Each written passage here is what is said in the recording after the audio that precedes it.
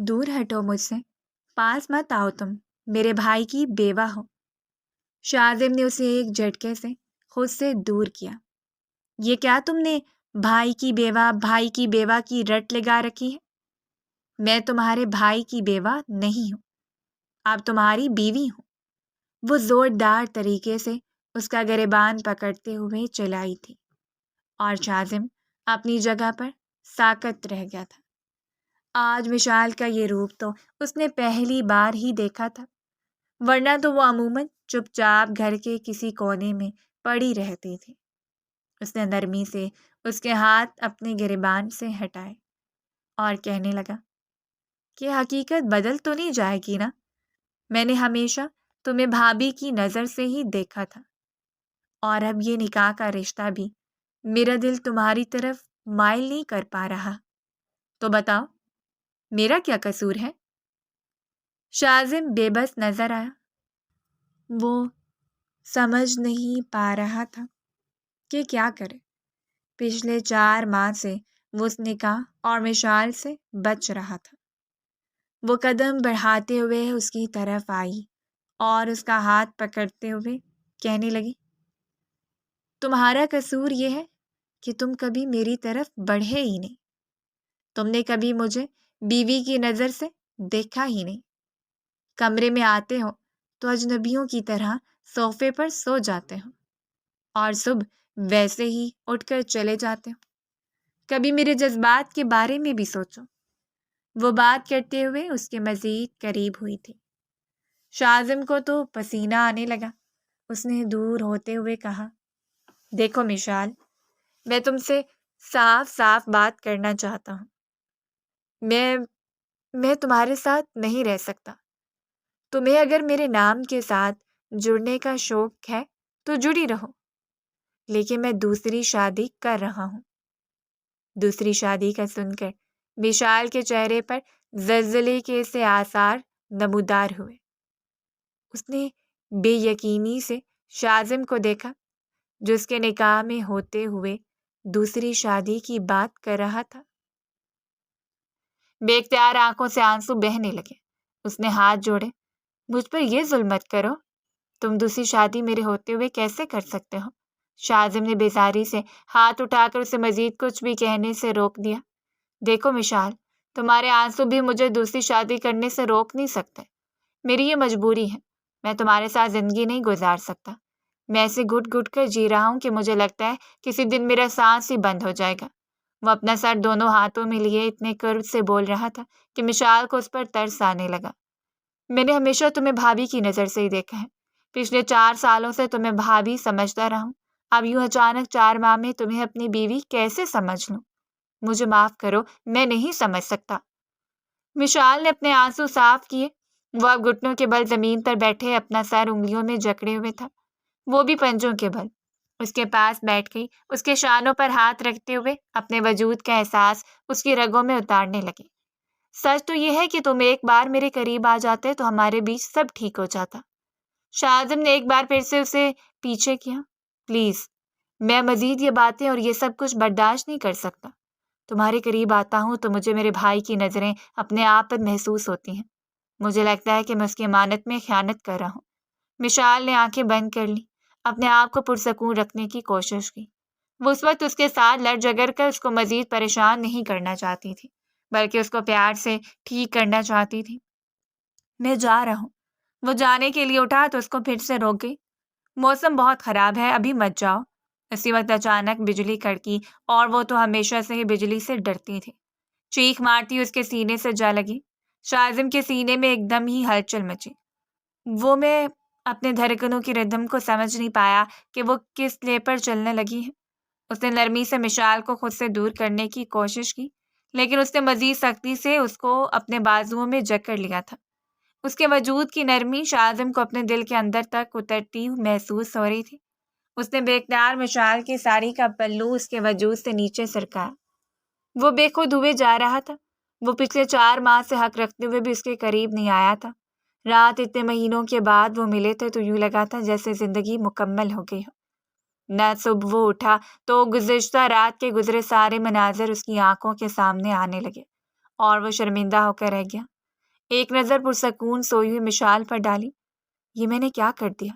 میں تو جویریہ سے شادی کرنے کا وعدہ کر چکا تھا۔ وہ بربرایا۔ میں یہ سب کیسے ہونے دے سکتا تھا؟ میں نے خود پر کنٹرول نہیں کیا۔ کیوں آخر؟ کیوں میں بہک گیا؟ اس نے غصے میں کمبل پیچھے کیا اور واش روم میں شاور کے نیچے جا کر کھڑا ہو گیا۔ پانی کی بوندیں جلتے وجود پر پڑیں تو تھوڑا سکون ملا۔ دل تھا کہ اس کو ملامت کیا جا رہا تھا کہ یہ سب نہیں ہونا چاہیے تھا، اور دماغ تھا کہ دلائل دیے جا رہا تھا کہ اس نے جن بھی کیا ہو غلط تو نہیں تھا، کوئی گناہ تو نہیں تھا، لیکن یہ سب ٹھیک نہیں تھا۔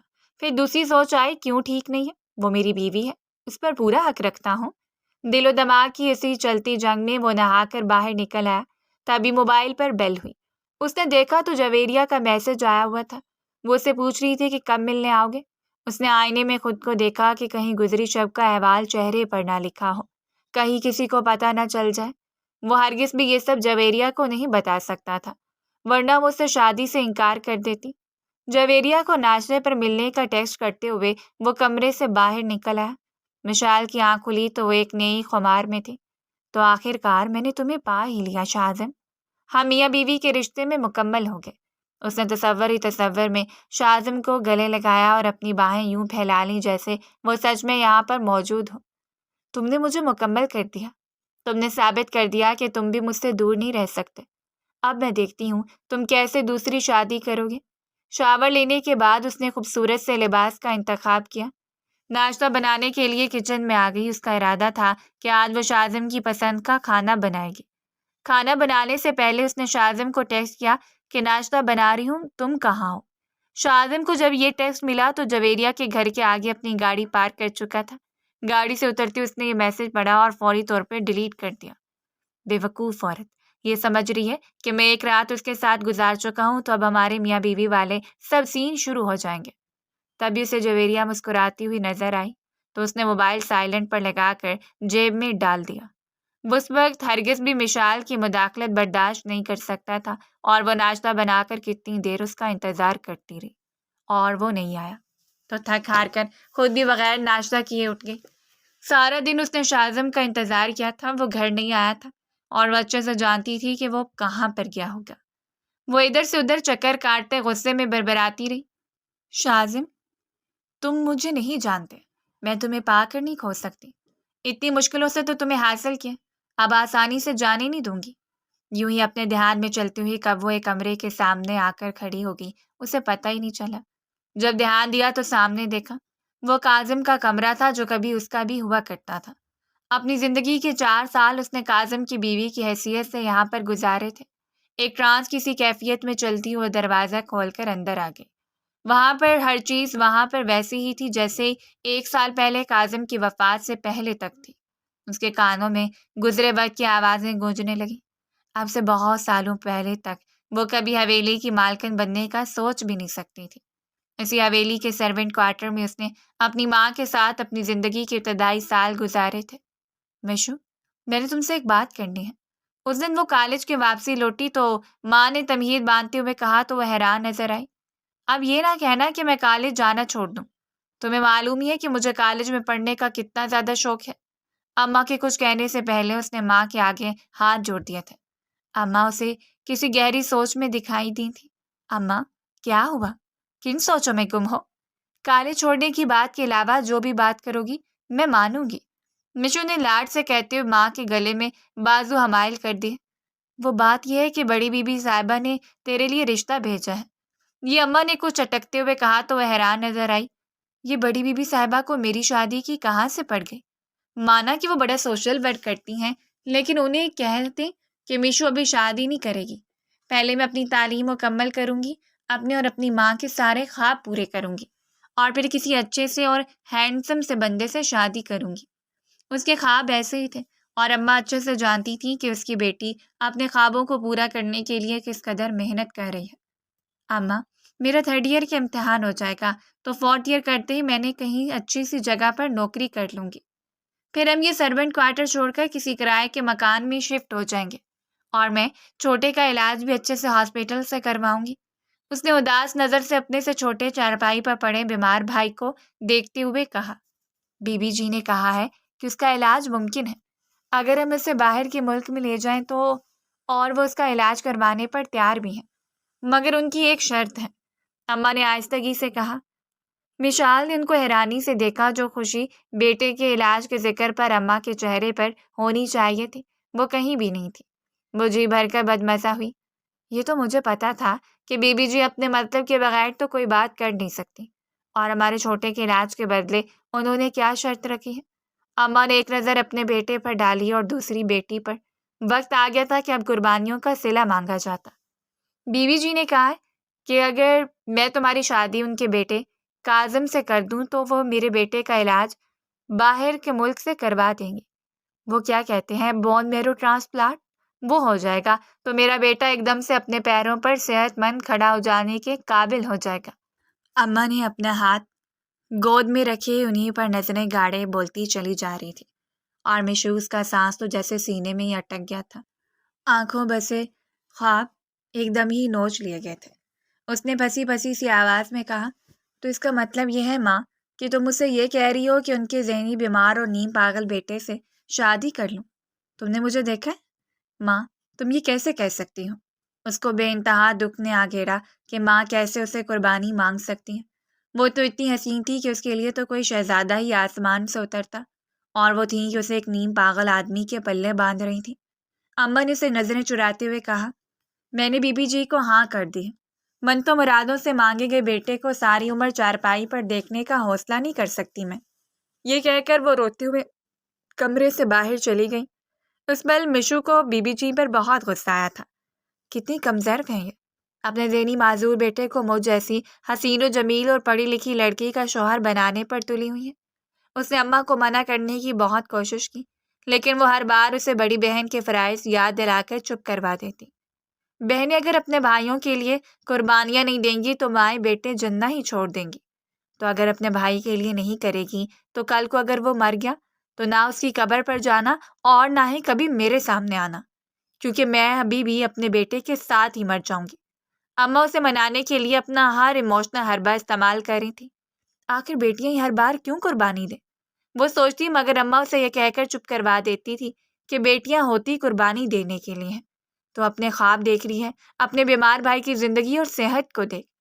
وہ تو شادی کے دن تک منع کرتی رہی اور نکاح نامے پر بھی دستخط نہیں کرنا چاہتی تھی، لیکن کچھ بھی نہ کر سکی۔ اماں کے سامنے اپنے بیمار بھائی کی صحت کے لیے ہار مان گئی۔ ایک رات خاموشی سے اپنے سارے خواب آنکھوں ہی آنکھوں میں دفن کیے وہ کاظم کی دلہن بن کر سرونٹ کوارٹر سے حویلی میں شفٹ ہو گئی، اور ماں اپنے بیٹے کو لے کر علاج کی غرض سے امریکہ چلی گئی۔ اپنے ولیمے کے روز اس نے شاذم کو دیکھا تھا، کاظم کا چھوٹا بھائی۔ بچپن میں وہ اکثر اس کے ساتھ کھیلا کرتی تھی، مگر اس کے باہر جانے کے بعد کبھی اس کا خیال بھی مشو کے ذہن میں نہیں آیا تھا۔ وہ گزشتہ 5 سال سے اپنی پڑھائی کے سلسلے میں ملک سے باہر تھا، اور اب لوٹا تھا، اونچا لمبا گبرو جوان، کسی فلم کے ہیرو جیسا، ویسا ہی جیسا شوہر پانے کی تمنا اس نے کی تھی۔ اس سے پہلے کہ وہ مزید ماضی میں جاتی، ایک جھٹکے سے دروازہ بند کر کے اس کمرے سے باہر چلی آئی۔ جب جب وہ اس کمرے میں جاتی تھی، یادوں کا ایک پٹارا سا کھل جاتا تھا، اور سوائے اذیت اور تکلیف کے اسے کچھ نہیں ملتا تھا۔ وہ اپنے کمرے میں آ گئی اور سوچنے لگی کہ سارا دن نہ صحیح، رات کو تو تم واپس آؤ گی ہی، میں جانتی ہوں۔ اس نے رات کے لیے خصوصی طور پر اہتمام کیا اور نہایت خوبصورت لباس پہن کر ہلکا پھلکا میک اپ کر کے تیار ہو گئی، لیکن وہ نہیں آیا۔ وہ انتظار کرتی رہ گئی۔ 2 دن ایسے ہی گزر گئے۔ وہ نہ اس کی کوئی کال اٹھا رہا تھا، نہ ہی کسی میسج کا جواب دے رہا تھا۔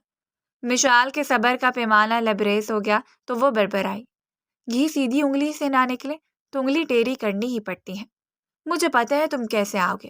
اس نے ملازمہ کو آواز دی۔ وہ آئی تو کہنے لگی، تم ابھی اپنے نمبر سے شاذم صاحب کو کال کر کے کہو کہ رات کے کھانے پر گاؤں سے بی بی جی آ رہی ہیں۔ وہ جی اچھا کہہ کر چلی گئی۔ اپنی ماں کا نام سن کر تو وہ دوڑا چلا آیا۔ پھر اس نے ثریا بیگم کو کال ملائی اور نہایت میٹھے انداز سے کہنے لگی، شاذم نے کہا تھا کہ میں آپ کو حویلی بلا لوں، بہت دن ہو گئے ہیں، وہ آپ کو یاد کر رہے تھے۔ ثریا بیگم تو یہ سن کر نہال ہی ہو گئی تھی۔ جب سے انہوں نے شاذم اور مشال کی شادی کی تھی وہ ان سے ناراض تھا۔ اب یہ پتہ چلا کہ وہ ان کو بلا رہے ہیں تو انہوں نے جھٹ سے آنے کا وعدہ کر لیا۔ فون رکھ کر ایک ادا سے اس نے اپنے بالوں کو جھٹکا دیا۔ اب میں دیکھتی ہوں کہ مسٹر شاہزم تم اپنی ماں کی موجودگی میں کیسے اب گھر نہیں آیا کرو گے۔ میں تمہاری ماں کو یہاں پر رہنے پر مجبور کر لوں گی اور اپنی ماں کی وجہ سے تم بھی میرے ساتھ رہنے پر مجبور ہو جاؤ گے، اور یہ ساتھ ہمارے تعلق کی دوری کو قریبی میں بدل دے گا۔ وہ کچن میں چلی آئی۔ ابھی اس نے رات کے کھانے کی اسپیشل سی تیاری کرنی تھی۔ آخر کو ساس شادی کے 4 ماہ بعد واپس آ رہی تھی۔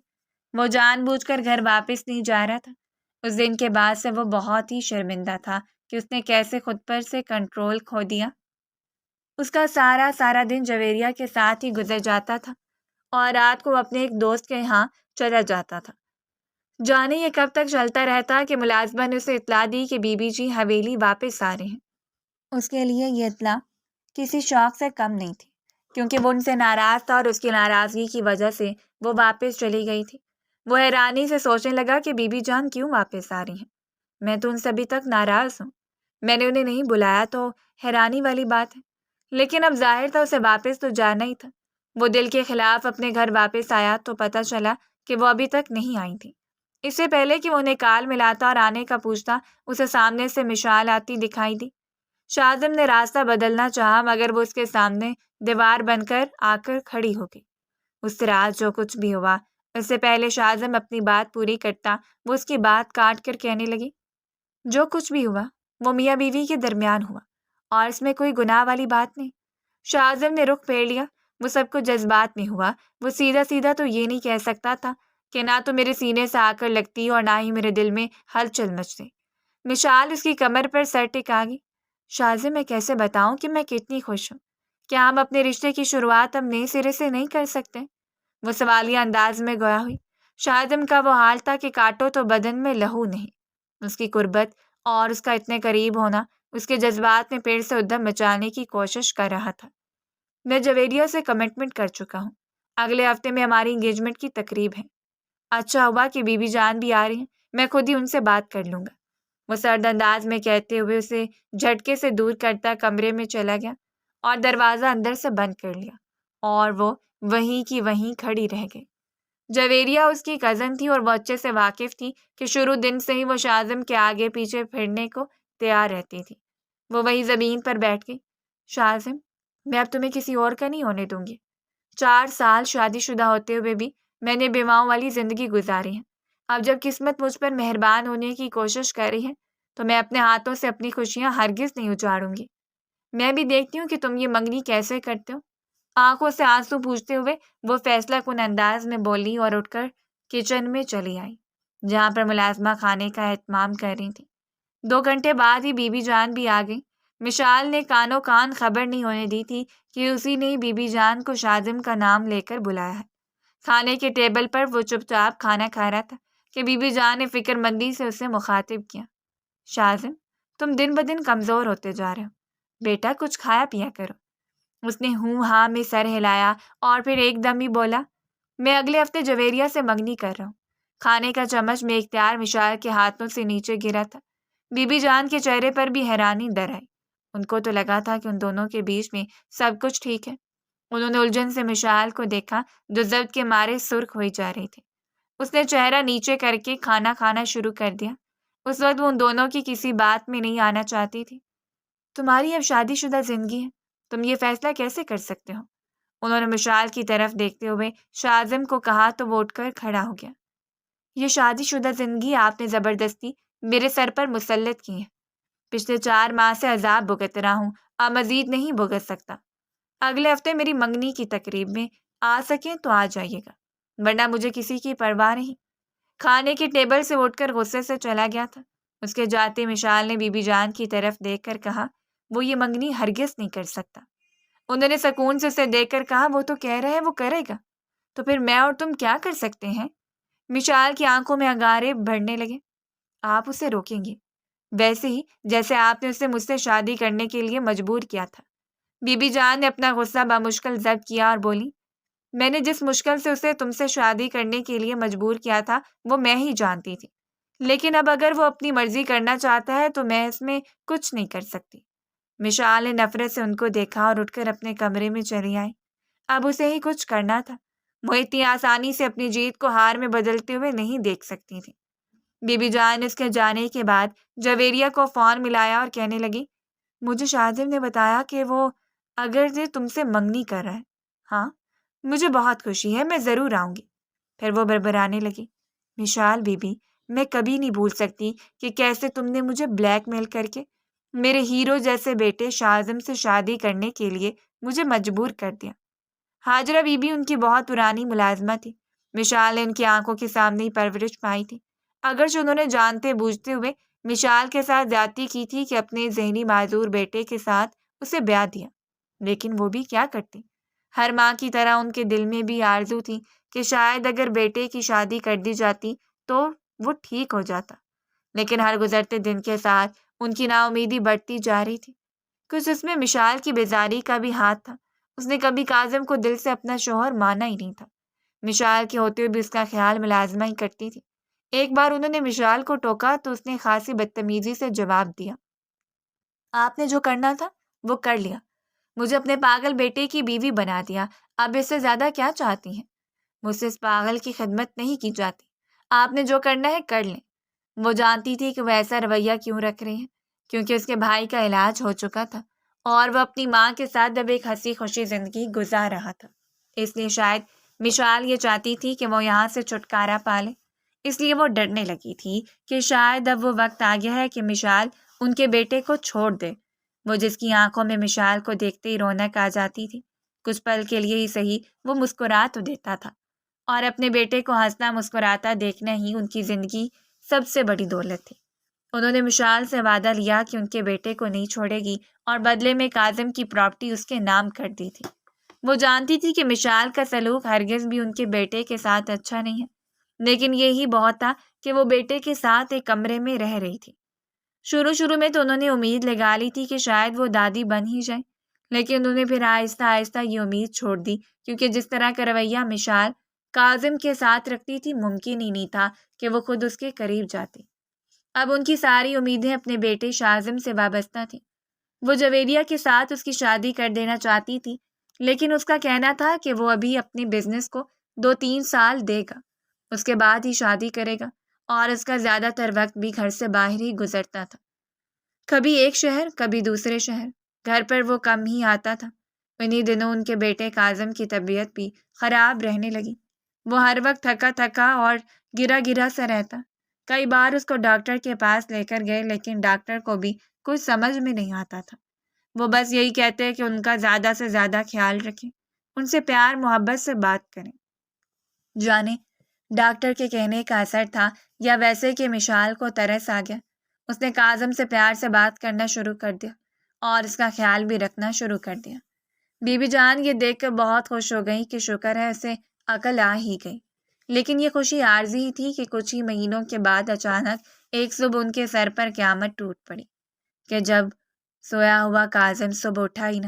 رات وہ نیند کے دوران ہی وفات پا چکا تھا، اور یہ خبر ان کے لیے کسی قیامت سے کم نہیں تھی۔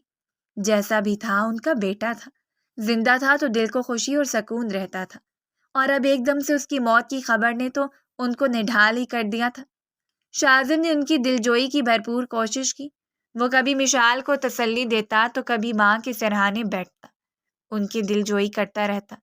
بی بی جان کا خیال تھا کہ اپنے شوہر کی وفات کے بعد وہ اپنی ماں کے پاس چلی جائے گی، لیکن ان کو حیرانی ہوئی جب اس نے عدت یہیں پر ختم کرنے کا فیصلہ کیا۔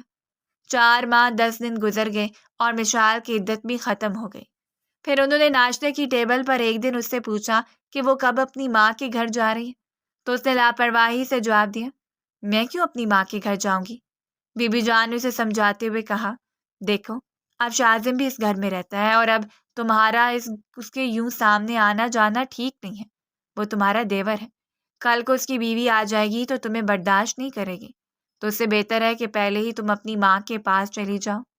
کھانا کھاتے ہوئے مشال نے سر اٹھا کر ان کو دیکھا، اس کی آنکھوں میں عجیب سا تاثر تھا۔ تو آپ نے شاذم کی شادی کا فیصلہ کر لیا؟ انہوں نے مصروف سے انداز میں کہا، ہاں، جویریہ کا تمہیں پتہ ہی ہے، بس اب ان کی منگنی اور جلدی شادی کر دینی ہے، میرے گھر میں بھی کچھ رونق آئے۔ وہ کچھ دیر خاموش رہی، پھر جو کہا اس نے تو بی بی جان کے سر پر گویا دھماکہ ہی کر دیا۔ بولی، اگر آپ نے شادی کرنی ہے تو شاذم کی شادی مجھ سے کروا دیں۔ وہ حیران رہ گئی، ایک دم سے غصے کے مارے بولی، تمہارا دماغ ٹھیک ہے؟ میں ایک بیوہ سے اپنے کنوارے بیٹے کی شادی کیوں کرواؤں گی؟ اس کو بھی غصہ آ گیا کہ جھٹکے سے برتن اٹھا کر زمین پر دے مارے۔ آپ بھول رہی ہیں کہ یہ بیوہ آپ کے کنوارے بیٹے سے بھی زیادہ کنواری ہے، سہاگن ہوتے ہوئے بھی بیوہ کی زندگی گزاری، اور اس کی 4 سال کی اس بیوگی کی ذمہ دار صرف اور صرف آپ ہیں۔ ایک پل کو ثریا بیگم چپ سی ہو کر رہ گئی۔ وہ ٹھیک ہی تو کہہ رہی تھی، انہوں نے ملامتی انداز میں کہا۔ ہاں میں مانتی ہوں تمہارے ساتھ بہت زیادتی ہوئی، لیکن اس کا مطلب یہ تو نہیں کہ ہم نے تم اب شہرام کی ڈیمانڈ کرو۔ مشال ہنسنے لگی۔ آپ کو میری ڈیمانڈ پوری کرنی ہی پڑے گی، نہ کریں گی تو اپنی پراپرٹی سے ہاتھ دھو بیٹھیں گی۔ وہ چونک گئی۔ اس بات کا کیا مطلب ہوا؟ وہ وضاحت سے معصوم بن کر بتانے لگی۔ آپ کو نہیں پتا کہ آپ نے کاظم کے ساتھ ساتھ اپنی پراپرٹی بھی میرے نام کر دی تھی؟ کاغذات میں نے ہی تو بنوائے تھے نا۔ بی بی جان دنگ رہ گئیں، وہ اتنی شاطر مکار بھی ہو سکتی تھی، انہوں نے کبھی سوچا بھی نہیں تھا۔ وہ اپنی بات جاری رکھتی ہوئی بولی، میں نے بس شاید اسی دن کے لیے یہ بات آپ سے یہ چھپا کر رکھی تھی کہ مناسب وقت آنے پر یہ راز کھول دوں۔ ثریا بیگم کا غصے کے مارے برا حال ہو رہا تھا، انگلی اٹھا کر کہا، تم نے ثابت کر دیا تم ایک نیچ خاندان کی ہو۔ چھوٹے لوگ ہمیشہ چھوٹے ہی رہتے ہیں۔ انہوں نے نفرت سے زمین پر تھوکا۔ مشال کے ڈھیٹ پن میں کوئی فرق نہیں آیا۔ یہ سب کرنے کے لیے مجھے آپ کی زیادتیوں نے مجبور کیا ہے۔ نہ میرے ساتھ ظلم کی شروعات کرتی تو نہ میں اتنی پتھر دل بنتی۔ خیر میں نے آپ کو یہی کہنا تھا کہ آپ اگر شہرام کی مجھ سے شادی کرواتی ہیں تو شادی کے پورے 1 سال کے بعد میں آپ کی ساری پراپرٹی میں آپ کو واپس کر دوں گی۔ وہ تو اپنی بات کہہ کر چلی گئی تھی، مگر وہ سوچنے پر مجبور ہو گئی تھی کہ انہوں نے کتنی بڑی غلطی کی۔ مشال کو اپنی زندگیوں میں لا کر، ان کی کروڑوں کی جائیداد تھی اور وہ اس لڑکی کے حوالے نہیں کر سکتی تھی۔ کاظم کی پراپرٹی تو پہلے ہی اس کو دے چکی تھی۔ انہوں نے سوچ سمجھ کر شہرام سے بات کرنے کا فیصلہ کیا اور اس کو شادی کرنے کے لیے منایا تو وہ ہتے سے ہی اکھڑ گیا۔ بی بی جان آپ یہ کیا کہہ رہی ہیں؟ میں نے ہمیشہ آپ کے ہر فیصلے کا احترام کیا ہے۔ جویریہ سے بھی اٹیچمنٹ آپ کے فیصلے کی وجہ سے ہوئی ہے، اور اب آپ کہہ رہی ہیں کہ اس کو چھوڑ کر میں اپنی بیوہ بھابھی سے نکاح کر لوں؟ میں یہ ہرگز نہیں کر سکتا۔ شہرام اپنی ضد پر اڑ گیا۔ انہوں نے مشال کو سمجھانے کی کوشش کی کہ شاذم نہیں مان رہا، مگر وہ بھی اپنی بات پر اڑی ہوئی تھی کہ دوسری شادی کرے گی تو صرف اور صرف شاذم سے۔ مجبوراً ثریا بیگم کو وہی ماں والا ہتھیار اپنانا پڑا۔ انہوں نے شاذم کو دھمکی دی کہ اگر تم نے میری بات نہیں مانی تو میں نہ صرف تمہیں تمہارے حصے سے آگ کر دوں گی بلکہ ساری زندگی تمہاری شکل بھی نہیں دیکھوں گی۔ اور مجبوراً شاذم کو ان کے کہنے پر مشال سے شادی کرنی پڑی۔ دل سے تو وہ بھی نہیں چاہتی تھی یہ سب، لیکن مجبوری تھی، مشال کی بات ماننی پڑی۔ مشال نے شادی کے اگلے دن ہی انہیں گاؤں واپس جانے کو کہہ دیا اور یہ بھی انہیں ماننا ہی پڑا۔ انہیں ایک امید تو تھی کہ شاید شاذم انہیں روک لے، لیکن چونکہ ان سے ناراض تھا تو اس نے یہی سمجھا کہ وہ خود اپنی مرضی سے ہی جا رہی ہیں۔ اب وہ 4 ماہ بعد واپس آئی تو یہ جان کر بہت خوشگوار حیرت ہوئی کہ ان دونوں کے بیچ بالکل بھی میاں بیوی والا تعلق نہیں، اور وہ جویریہ سے ہی شادی کرنا چاہتا ہے۔ 2 دن بعد مشال پھر سے ان کا سر پر سوار ہو گئی کہ شاذم کو دوسری شادی سے منع کریں۔ انہوں نے صاف انکار کر دیا۔ دیکھو میری اور تمہاری ڈیل صرف یہی ہوئی تھی کہ میں شاذم سے تمہاری شادی کروا دوں۔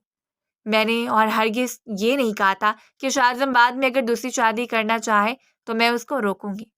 تم جانو اور تمہارا شوہر جانے، انہوں نے بے نیازی برتتے ہوئے کہا، جس پہ مشال کو بہت غصہ آیا۔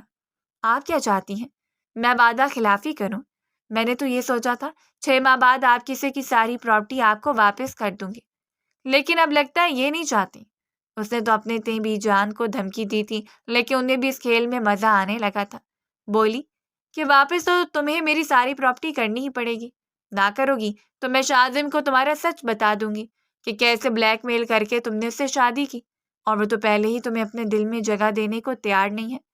یہ سچ سننے کے بعد تم سے اور بھی بدظن ہو جائے گا۔ ان کا تیر نشانے پر لگا تھا۔ یہ سب سن کر مشال کا رنگ واقعی میں پھیکا پڑ گیا۔ وہ نہیں چاہتی تھی کہ شاذم ذرا سا بھی اس سے بدگمان ہو۔ بی بی جان کے چہرے پر مسکراہٹ آ گئی۔ انہوں نے پہلی بار اس کو اتنا پریشان دیکھا تھا۔ دل ہی دل میں کہنے لگی، اب میں اپنے بیٹے کی خوشیوں کی راہ میں تمہیں نہیں آنے دوں گی۔ لڑکی، شاذم کی منگنی میں صرف 3 دن باقی ہیں، انہوں نے مشال کو ایک بار پھر سے یاد دلایا، اور تم تو جانتی ہو کہ جویریہ جب شادی کر کے آئے گی تو اس کی سب سے پہلی شرط کیا ہوگی، اور یہ تو انہیں بھی بتانے کی ضرورت نہیں تھی۔ وہ اچھے سے جانتی تھی کہ جیسی وہ دوسری عورت آئے گی سب سے پہلے مشال کو اس گھر سے نکالنے کا کہے گی۔ وہ دھواں ہوتا چہرہ لیے وہاں سے اٹھ گئی۔ اگلے 2 دن وہ سوچتی رہی کہ اسے ایسا کیا کرنا چاہیے کہ سب ٹھیک ہو جائے۔ کرتے کرتے شاہزم کی منگنی کا بھی دن آ ہی گیا۔ دونوں ماں بیٹے صبح ہی گھر سے نکل گئے تھے اور وہ گھر میں اکیلی تھی۔ اسے پتا تھا کہ فنکشن شام کے 7 بجے ہی شروع ہوگا، اور 8 بجے جب منگنی کی رسم ہونی تھی وہ بھی وہیں پر چلی گئی۔ شاہزم اور بی بی جان اسے دیکھ کر ہکا بکا رہ گئے۔ انہیں امید نہیں تھی کہ وہ یہاں پر چلی آئے گی۔ یہ منگنی نہیں ہو سکتی، اس نے بڑے سکون سے جیسے دھماکہ کیا تھا۔ ہر کوئی اپنی جگہ پر سن رہ گیا۔ شاہزم غصے سے اس کی طرف آیا اور کہا، تمہارا دماغ خراب ہو گیا ہے کیا؟ تم یہاں پر کیوں آئی ہو؟ یہاں سے چلی جاؤ۔ مشال نے اسے پیچھے کیا اور ایک بار پھر سے سب حاضرین کی طرف دیکھ کر کہنے لگی، میں سچ کہہ رہی ہوں، یہ منگنی نہیں ہو سکتی کیونکہ میں شاہزم کے بچے کی ماں بننے والی ہوں۔ ایسا سکوت ہر طرف چھایا تھا کہ سوئی بھی گرتی تو آواز آتی۔ جویریہ کو تو رنگ ہی زرد پڑ گیا، اور شاہزم، وہ تو ایسا شاکڈ ہوا تھا کہ کچھ کہنے لائق ہی نہیں بچا تھا، اور بی بی جان کے چہرے پر بھی حیرانی نظر آ رہی تھی۔ ایسا نہیں ہو سکتا، تم جھوٹ کہہ رہی ہو۔ جویریہ چلاتی ہوئی آ گئی، میں اچھے سے جانتی ہوں تمہارا شاہزم کے ساتھ کوئی تعلق نہیں۔ وہ شروع دن سے تمہیں اپنی بیوی کے روپ میں قبول نہیں کر رہا، اور یہ میں اچھے سے جانتی ہوں۔ تم جھوٹ بول رہی ہو۔ مشال نے سزائیہ نظروں سے سجی سنوری جویریہ کی طرف دیکھا اور بولی، افسوس تو یہ ہے کہ تمہیں یہ خوش فہمی ہی رہی کہ ہمارے درمیان آپس میں کوئی تعلق نہیں۔ یہ کھڑا ہے تمہارے سامنے شاہزم، پوچھ لو اس سے۔ جویریہ بے یقینی سے پیچھے پلٹی، شاہزم کے چہرے کی طرف دیکھا جو نظریں چرا رہا تھا۔ اس پل وہ اپنی کیفیت خود بھی سمجھ نہیں پا رہا تھا کہ کیا کرے، جھوٹ بولے کہ سچ کا ساتھ دے۔ وہ اب اتنا بھی گرا ہوا انسان نہیں تھا تو سب کے سامنے کہہ دیتا اس نے آج تک مشال کو چھوا بھی نہیں، جب وہ اچھے سے جانتا تھا کہ ان دونوں کا تعلق بن گیا تھا، اور اگر مشال سچ کہہ رہی ہے تو وہ ہرگز بھی اب مکر نہیں سکتا تھا۔ شاہزم کی خاموشی کو سب نے سچ سمجھ لیا۔ جویریہ نے ایک تھپڑ شاہزم کے چہرے پر رسید کیا۔ میں کبھی سوچ بھی نہیں سکتی تھی تم ایسے نکلو گے، اور منگنی کی انگوٹھی اس کے منہ پر مار کر روتی ہوئی اندر بھاگ گئی۔ مہمان منتشر ہونے لگے، یہاں تک کہ وہاں پر صرف مشال، ثریا بیگم اور شاہزم ہی رہ گئے تھے۔ بی بی جان نے شاہزم کی طرف دیکھتے ہوئے یقین نہ کرنے والے انداز میں کہا، کیا واقعی یہ سچ ہے جو یہ کہہ رہی ہے؟ تم نے اس سے رشتہ بنا لیا؟ شاہزم بے بسی سے سر جھکا گیا۔ عجیب بات ہے، شادی شدہ ہوتے اور حق رکھتے ہوئے بھی وہ یوں شرمندہ ہو رہا تھا کہ جیسے یہ گناہ کی بات ہو۔ وہ رات قیامت کی رات تھی۔ جویریہ نے رو رو کر برا حال کیا ہوا تھا۔ پچھلے 4 سال سے وہ شاہزم سے شادی کے اس پر جی رہی تھی، اور اب ایک دم سے ہی یہ سب سننا اس کو تو چھلنی کر کیا تھا۔ اس کے ماں باپ غصے کے مارے ادھر ادھر چکر کاٹ رہے تھے۔ میں شاہزم کو چھوڑوں گا نہیں، اس نے میری بیٹی کو دھوکے میں رکھا اور خود اس عورت کے ساتھ رنگرلیاں بناتا رہا۔ وہ کچھ بھی نہیں بولی اور روتے ہوئے اپنے کمرے میں جا کر خود کو بند کر لیا۔ دوسری طرف نیند تو ثریا بیگم کی آنکھوں سے بھی اوجھل تھی۔ جو کچھ بھی ہوا تھا اس نے انہیں حیرت میں مبتلا کر دیا تھا، اور مشال، وہ اپنی جیت پر بہت خوش تھی۔ اس نے جو چاہا تھا وہ ہو گیا۔ اب بس ایک ہی ڈر تھا کہ کہیں اس کی ایک پریگننسی والا جھوٹ سب کے سامنے نہ آ جائے۔ وہ شاہزم کا انتظار کر رہی تھی، اور وہ وہاں سے بہت دور ایک ویران سڑک کنارے بیٹھا ہوا تھا۔ جس عورت کو اس نے کبھی اس نظر سے دیکھا ہی نہیں تھا، وہ آج اس کے بچے کی ماں بننے والی تھی۔ جب وہ باہر کے ملک سے واپس آیا تھا تو اپنے بھائی کی شادی کا سنا۔ وہ اپنی ماں کے ساتھ بہت لڑا اور جھگڑا کہ جیتی جاگتی اچھی خاصی لڑکی کو کیوں بھائی کے ساتھ رہنے پر مجبور کیا جا رہا ہے۔ اس کے خیال میں اس کا بھائی ہرگز بھی شادی کے قابل نہیں تھا، اور یہ سراسر اس لڑکی کے ساتھ ظلم تھا۔ لیکن سب کے باوجود بھی اس نے مشال کے بارے میں کبھی ایسا ویسا نہیں سوچا تھا، اور ہمیشہ اس کو بھابھی کے روپ میں ہی دیکھا تھا۔ اور بھائی کی وفات کے بعد وہ یہ چاہتا تھا کہ اس کی بھابھی مشال اپنے گھر چلی جائے اور دوبارہ اسے اپنی نئی زندگی کا آغاز کرے، دوسری شادی کر لے اور زندگی کی خوشیوں کو اچھے سے جیے۔ لیکن اسے یہ نہیں معلوم تھا کہ کب بی جان اسے زبردستی مشال کو بیوی بنانے کے لیے راضی کر دیں گی۔ نکاح کے روز جب وہ کمرے میں گیا تو اس کا وجود جیسے کسی زلزلے کی زد میں آ گیا تھا۔ اس نے اپنے قدم من کے بھاری محسوس ہو رہے تھے۔ وہاں بیڈ پر وہ عورت بیٹھی تھی جس نے کبھی بیوی کے روپ میں قبول ہی نہیں کیا تھا، اور ابھی چاہنے کے باوجود وہ نہیں کر پا رہا تھا۔ مشال کا گھنگھر اٹھائے بغیر وہ کمرے سے نکل کر بالکنی میں آ گیا اور ساری رات وہیں پر گزار دی۔ بی بی جان تو گاؤں واپس چلی گئی تھیں اور اسے کوئی کہنے والا بھی نہیں تھا، اس لیے وہ سارا دن باہر آفس میں گزار دیتا۔ رات کو جب آتا تو کبھی بالکنی میں سو جاتا اور کبھی صوفے پر۔ وہ نہیں چاہتا تھا کہ ملازمین کے سامنے یہ بات ظاہر ہو کہ ان دونوں کے درمیان کیا چل رہا ہے، اسی وجہ سے کمرے میں سونا اس کی مجبوری تھی۔ مشال نے کبھی اسے کوئی بات نہیں کی تھی، ہاں، لیکن وہ یہ جانتا تھا کہ وہ ہمیشہ اس کی طرف منتظر نظروں سے دیکھتی رہتی تھی، لیکن وہ اپنے دل کا کیا کرتا اور اس کی طرف مائل ہی نہیں ہو رہا تھا۔ اور دوسری طرف وہ جویریہ سے بھی وعدہ کر چکا تھا، تو اس کے لیے اپنے وعدے کو نبھانا ہر حال میں لازم تھا۔ وہ تو اس کی شادی کی وجہ سے بھی بہت زیادہ پریشان ہوئی تھی اور اسے تعلق توڑ لیا تھا، اور ابھی بڑی مشکل سے اس نے اس کو اپنی شادی کی حقیقت بتا کر راضی کیا تھا۔ اس کا پلان بہت سیدھے سے تھے کہ وہ جویریہ کے ساتھ اپنی ہنسی خوشی زندگی گزارے گا، اور مشال چاہے تو اس کے نام پر بیٹھی رہے اور چاہے تو اسے طلاق لے کر کسی اور کے ساتھ شادی کر لے۔ لیکن اس کے پلانز میں کہیں بھی نہیں تھا کہ وہ مشال کو ہی اپنی بیوی کا درجہ دے دے گا اور اسی کے ساتھ اپنی فیملی شروع کر لے گا۔ مجھے اب اپنے بچے کے لیے یو ٹرن لینا پڑے گا، وہ سوچنے لگا کہ اپنے بچے کی خاطر اب اسے خود کو مشال کی طرف کرنا پڑے گا۔ ان کے خاندان کا وارث اس دنیا میں آ رہا تھا اور وہ جانتا تھا کہ بی بی جان بھی اسے یہی مشورہ دیں گی کہ اب وہ مشال کے ساتھ ہی ہنسی خوشی زندگی گزارے۔ وہ فیصلہ کر کے گھر واپس آیا تو مشال سجی سنوری اسی کا ہی انتظار کر رہی تھی۔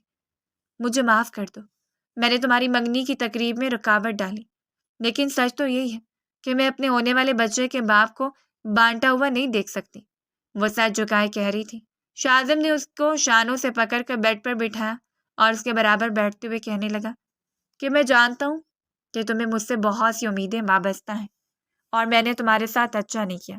جب میں نے نکاح کر ہی لیا تھا تو اسے نبھانا بھی چاہیے تھا۔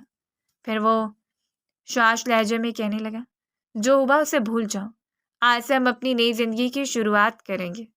تو مجھے وارث دے کر دنیا جہان کی خوشیاں دے دی ہیں۔ اس کے یوں کہنے پر مشال کو اپنے دل کی دھڑکن کم ہوتی ہوئی محسوس ہوئی۔ سچ تو یہ تھا کہ اس نے وارث کے نام پر جھوٹ بولا تھا۔ وہ پریگننٹ نہیں تھی، لیکن اسے جویریہ اور شاذم کی منگنی روکنے کا واحد حل یہی سمجھ آیا تھا، تو اس نے یہی کر دیا تھا۔ اب وہ گھبرا کر سوچنے لگی تھی کہ میں نے جلدی میں سب کر تو دیا، لیکن شاذم صرف اس بچے کی خبر پر میرے پاس واپس آیا ہے۔ اگر اسے پتہ چلا میں نے جھوٹ بولا ہے تو سب کچھ پھر سے پہلے کی طرح ہو جائے گا۔ مجھے اپنے رشتے کو شاذم سے مزید مضبوط کرنا چاہیے، اور میں کل ہی ڈاکٹر کے پاس بھی جاؤں گی۔ وہ اب اپنے مستقبل کو لے کر بہت پریشان ہو گئی تھی۔ اگلے دن وہ اپنی ماں کے ہاں چلی آئی۔ کافی عرصے بعد وہ ان کے پاس آئی تھی۔ ماں اسے دیکھ کر بہت خوش ہو گئی۔ کتنی دفعہ تجھے کہا ہے کہ آتے جاتے رہا کر، ماں کا دل تجھے دیکھ کر بہل جاتا ہے۔ مشال نے منہ بنا کر کہا، اماں، مجھے اب اس چھوٹے سے محلے میں چھوٹے سے گھر میں آتے ہوئے شرم آتی ہے، اور میرا یہاں پر دم گھٹتا ہے، اس لیے بہت کم آتی ہوں۔ اماں نے اداسی سے کہا، ہاں، تجھے بس محل میں رہنے کی عادت جو ہو گئی ہے، اب تیرا دل ہم غریبوں کے پاس آنے کو کیا ہی کرے گا۔ وہ بیزاری سے بولی، میں یہ سب لیکچر سننے نہیں آئی، میں تو اپنے مسئلے کا حل تلاش کرنے آئی ہوں۔ پھر وہ اپنی ماں کو بتانے لگی کہ اس نے شاذم اور باقی سب کے سامنے کیا جھوٹ بولا ہے، اور اب وہ اسے نکلنے کے لیے کیا کرے۔ اماں تو یہ سب سن کر منہ پر ہاتھ رکھ کے دنگ رہ گئی تھی۔ تو نے اتنا بڑا جھوٹ بول دیا، تجھے یہ نہیں لگا کہ پکڑی جائے گی تو کیا ہوگا؟ وہ تنفر سے کہنے لگی، ہاں، میں نے یہ جھوٹ بولا اور اب مجھے اس جھوٹ کو ہر حال میں سچ کرنا ہے۔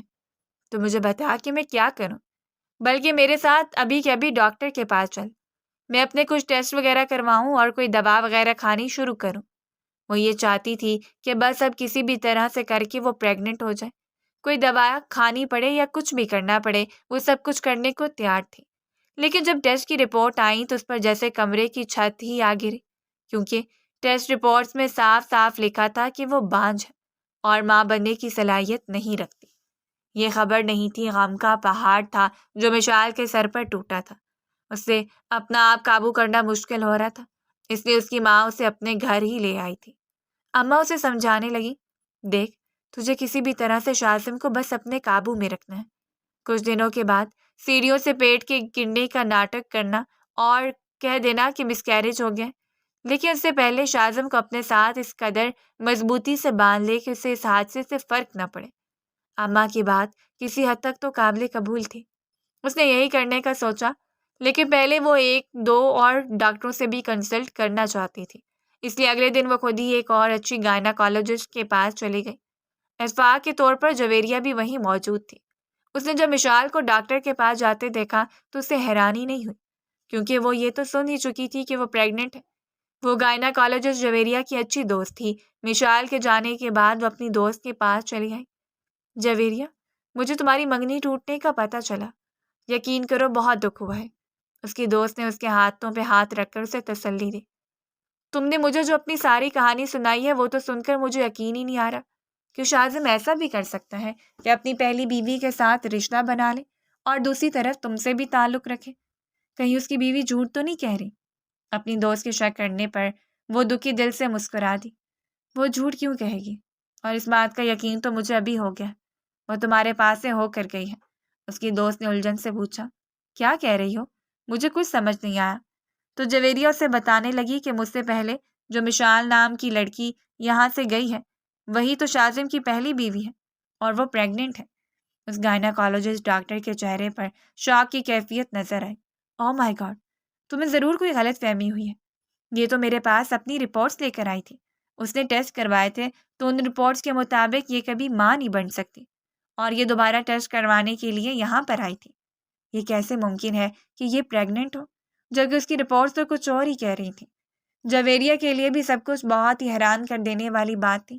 اس کی دوست نے بتایا تھا کہ مشال یہاں سے ٹیسٹ کروا کر چلی گئی ہے اور 2 دن بعد اس کی رپورٹ ملے گی۔ 2 دن کے بعد جویریہ پھر سے وہیں پر موجود تھی۔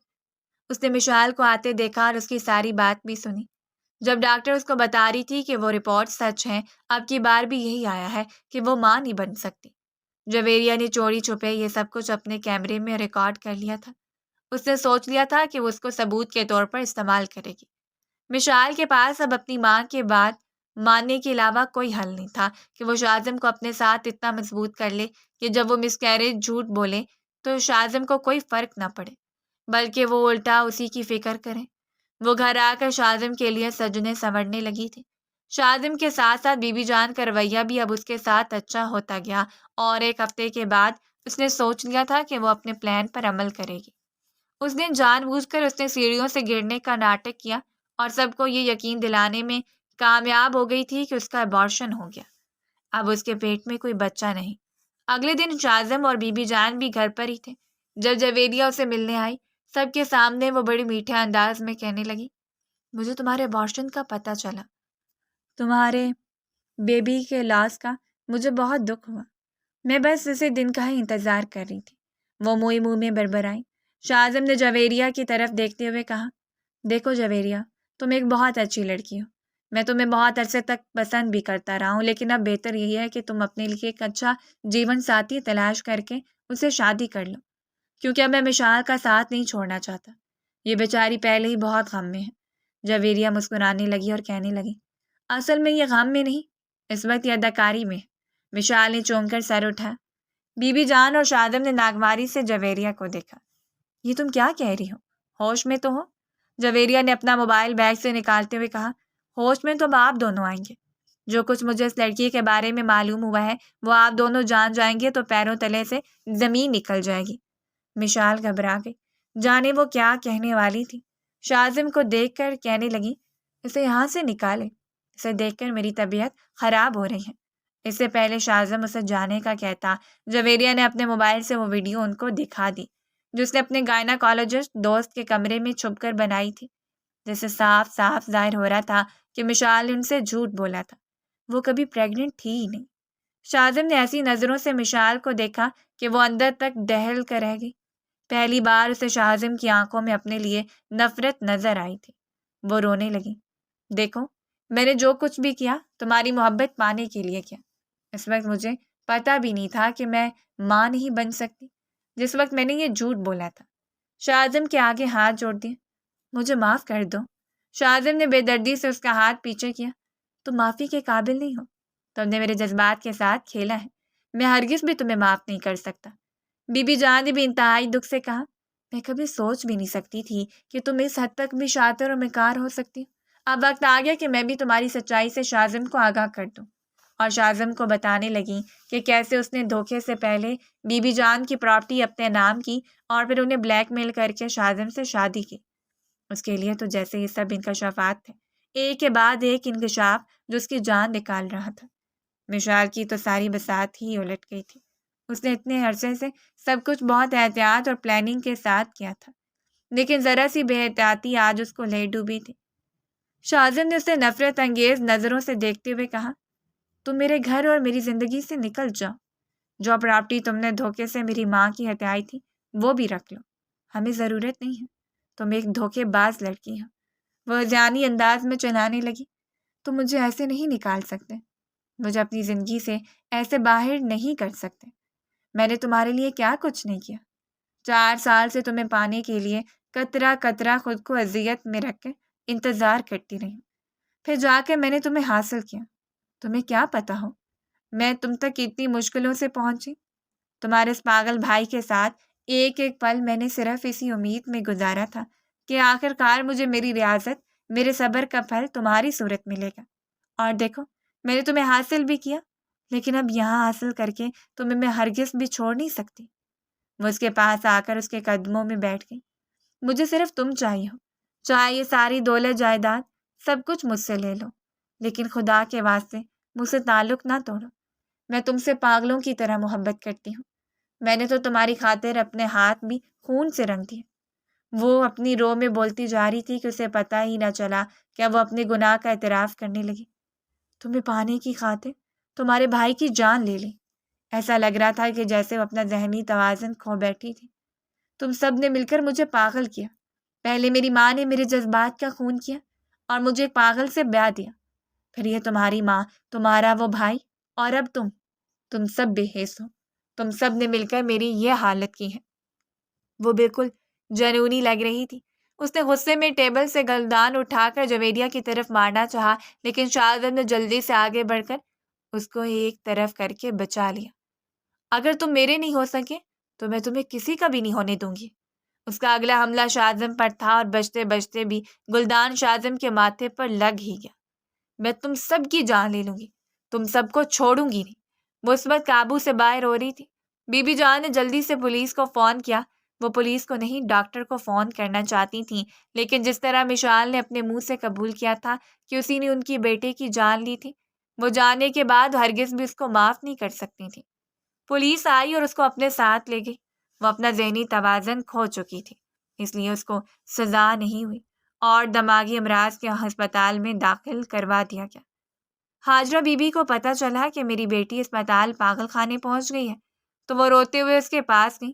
اس کو اتنے ہی دنوں میں خوبصورت لڑکی سے ایک پاگل عورت کے روپ میں دیکھنا بہت ہی جان لیوا تھا، اور کہیں نہ کہیں تو اپنی بیٹی کی حالت کی ذمہ دار وہ بھی تھی، بلکہ شروعات ہی اسی نے کی تھی اپنی بیٹی کو برباد کرنے کی۔ کیا تھا کہ اگر وہ اسے قربانی نہ مانگتی اور اس کو جائز طریقے سے اپنے خواب پورے کرنے دیتی، جس قدر وہ حسین و جمیل اور خوبصورت تھی، اس کا بیاہ ہرگز بھی کسی پاگل سے کرنا بنتا تو نہیں تھا۔ میں نے ہی اپنی بیٹی کو اس حالت تک پہنچایا ہے۔ پچھتاوا تھا کہ جان چھوڑ ہی نہیں رہا تھا۔ اس نے سال بھر کے بعد ہی مشال کو کہہ دیا تھا کہ اب چونکہ اس کا بھائی صحت یاب ہو گیا تو وہ سب کچھ واپس چھوڑ کر آ جائے، لیکن تب تک وہ آسائشات کی عادی ہو چکی تھی جو اس حویلی میں ملی تھی۔ بھاری بھرکم مہنگے ملبوسات، زیورات، گھر، گاڑی اور وہ سب کو جو اس کے بیٹھے بیٹھے پلیٹ میں مل گیا تھا، اس سب نے مشال کو واپسی کی راہ پر جانے نہیں دیا تھا، بلکہ وہ آگے چلتی چلی گئی ایک غلط راستے پر، جس کا انجام یہ ہوا تھا کہ آج وہ پاگل خانے میں تھی۔ شاذم نے اسے معاف تو نہیں کیا تھا، لیکن اس کو پاگل خانے میں دیکھ کر اسے بھی افسوس ضرور ہوتا تھا۔ وہ حواس کھو بیٹھی تھی، لیکن شاذم کو دیکھ کر بس ایک ہی بات ضرور کہتی تھی کہ مجھے طلاق نہ دینا، میں تمہارے نام کے ساتھ ہی مرنا چاہتی ہوں۔ اور وہ کوشش کے باوجود بھی اسے طلاق نہیں دے پایا۔ کچھ عرصے بعد جب وہ نارمل ہو گیا تو اس نے جویریہ سے شادی کر لی۔ 1 سال بعد اسے خدا نے بیٹے کی نعمت سے بھی نواز دیا۔ پھر وہ اور جویریہ سے خوشی زندگی گزارنے لگے، لیکن کسی کو بھی یہ معلوم نہیں تھا کہ وہ اتنے سال گزارنے کے بعد بھی آج بھی چوری چوری کبھی کبھار اس پاگل عورت کو دیکھنے چلا جاتا ہے جس نے اس کے لیے دیوانگی کی سبھی حدیں پار کر دی تھیں اور اب اپنی سزا بھگت رہی تھی۔